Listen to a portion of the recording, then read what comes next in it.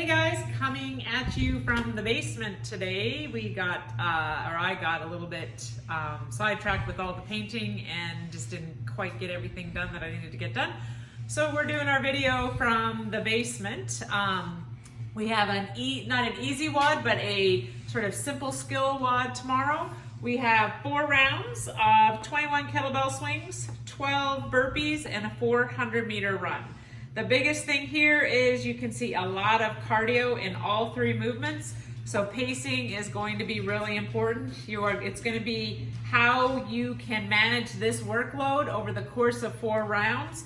As you know, when we talk about a WOD like this, the goal is to keep moving. We have a lot of dogs in the shot today. So it's about keeping moving through a WOD like this. So using those how do you get through those kettlebell swings and go right into the burpees? How do I pace the burpees to get out the door and run my 400 meters? And how do I run my 400 meters to come back in the door or into wherever it is you're working out and grab that kettlebell again? The one thing that we can break up here easily is your kettlebell swing. So it's 21 of them. That should be broken up into 1 to maybe 2 sets on here, depending on how heavy your kettlebell is. So if you have a heavy kettlebell that is really challenging your heart rate, then make sure you put that down probably twice just to get your hands off of it and let your heart rate come down a second. If you have a weight that you think you can do in 2 sets, then that would be what you would do. But you really don't want to go unbroken on here, because what's going to end up happening is you're going to have a big rest before you start those burpees. Ideally, we want the burpees to be done unbroken, right? So kettlebell swings, we can put it down, or we could modify weight if we were actually in the gym. On the burpees, how we modify is we just pace it, slow and steady. So you don't need to do 12 burpees as fast as you can. Your goal is to do 12 burpees in a row at a pace that you can manage, so that on your 12th burpee, you pop up and you walk out or run out the door and do your 400 meters. Then on that 400-meter run, it is like we talk about in the gym, running at a pace that is going to bring you back to your kettlebell swing. So don't run at such a high pace that you maybe shave 10 seconds off of your time. But if you come in and spend 30 seconds looking at your kettlebell, then you really didn't get any further ahead. You got less farther ahead. So go at a pace that you can walk in and pick that kettlebell up and start swinging it, especially knowing that you're probably going to put it down 1 or 2 times. So even though you think you can't pick it up because your heart rate's up, we always can pick it up and move it for just a little bit. Then take your rest when you had planned to rest anyways and try to keep moving.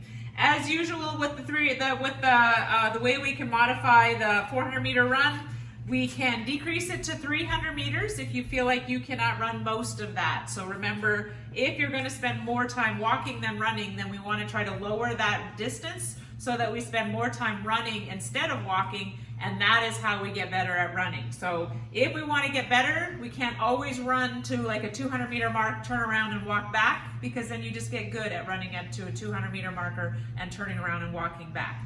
If you want to get better at running, you have to keep running. So then maybe decrease the distance so that you can keep running. Otherwise, if we are not running tomorrow, we can be doing the usual 500-meter row for guys, 400-meter row for females, 28-calorie bike, 20-calorie bike for females. If you are going to speed walk or power walk this, you are doing 300 meters, and if you have some kind of cardio machine, you're doing about 2 minutes of cardio. I know we ran yesterday, and we also ran on the weekend. I promise we won't run for another couple of days after this, but it's hard without machines. We have to kind of just sort of take a break between running and biking and stuff like, or running and jump rope.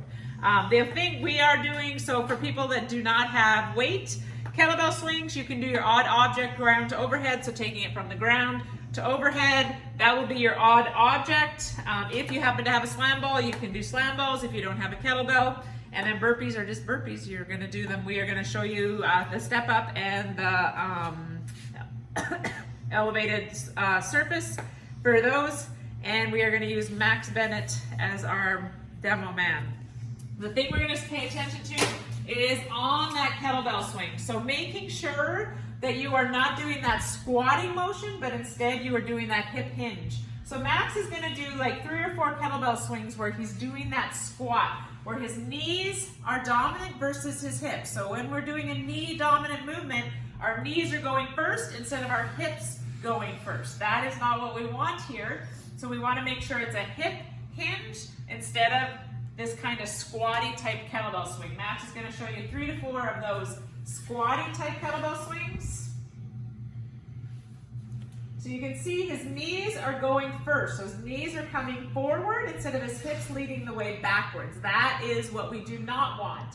Then he's going to do a hip hinge movement where his hips lead the way and his knees are not dominant. So his hips go back.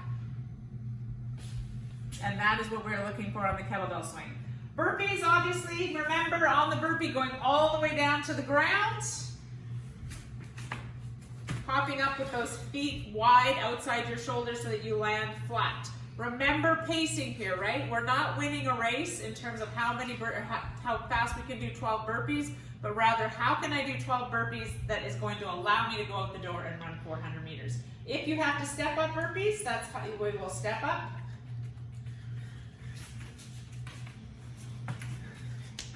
And if you have to use an elevated surface, so Max is going to use our treadmill. Get out of the way. Get out of the way, you guys.